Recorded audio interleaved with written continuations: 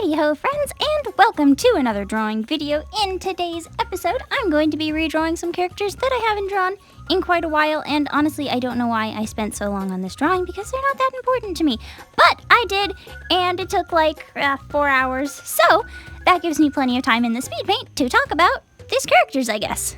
I don't know, is that boring? Does anyone enjoy listening to me talk about my own cliche characters, like on and on? Maybe it'd be better if I wrote a script and told a story? I don't know. Anyway, this is what I enjoy doing, so get ready. Once upon a time, in a cozy town nestled among the forest, there lived a simple girl who went out among the trees to practice hunting. Despite being very young, Poppin had been practicing for many years and was proud of her skill with archery. One day, as she took aim at a wild stag from her sneaky hideaway among the bushes, a movement off to the side caught her eye and distracted her. Long green hair fluttered about, as an energetic young girl in tattered fur clothing, only a few years older than Poppin herself, came dashing through the forest and swinging off branches of trees like an amazing acrobat.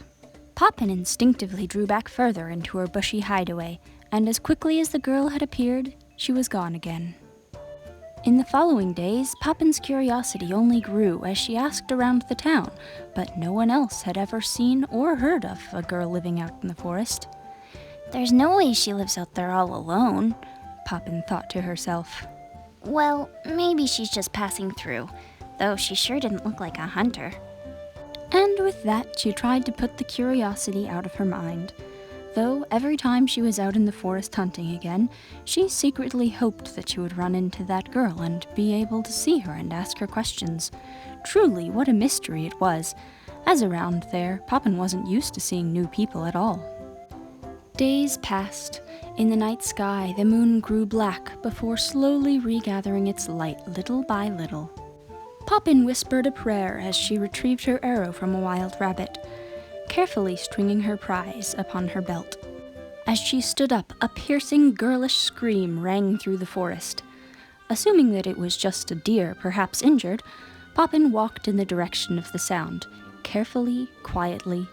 She stopped at the edge of a glade, shocked as she looked to see the green-haired girl sitting there on the ground, hands around her ankle. Poppin hesitated for only a moment before walking forward. Hey, are you okay? She asked cautiously. The startled girl on the ground spun her head around to look at Poppin, her arms flailing out and landing firmly on the ground to brace herself. Poppin hesitantly spoke again as the girl's eyes darted about, seeming to try and take in every detail of her. Oh, can you talk? The green-haired girl looked dazed for a moment, before blinking a few times and smiling. Oh, yeah, of course I can, sorry. Hi, my name's Daisy. At least I think it is. Been a while since I used it. I don't talk to people very much, but, I don't see people out here very much. You're pretty deep into the forest, aren't you? Say, what are you doing here? Oh, about my leg. Yeah, I guess I'm fine. It hurts pretty bad, but I've been through worse. I'm sure I'll be fine. Poppin was a bit taken aback by the sudden talkativeness of this mysterious girl. Daisy seemed so cheerful and friendly that it made Poppin smile, and she reached out her hand as an offering of help. And, well, basically they became friends. I'm not really sure if that story was enjoyable at all. I got sick of doing the narrating voice, so that's why I'm not continuing it. Also, I never wrote the story anywhere, and there's no guarantee that if I had, it would have been better, but I'm not great at writing endings or anything. Anyway, yeah. I'm just gonna go ahead and tell you some more things about these characters that I don't think I would have been able to fit into the story anyway, without making it seem super forced. Please keep in mind that I wrote these characters when I was 13 and haven't changed their story at all since, so don't judge it too harshly.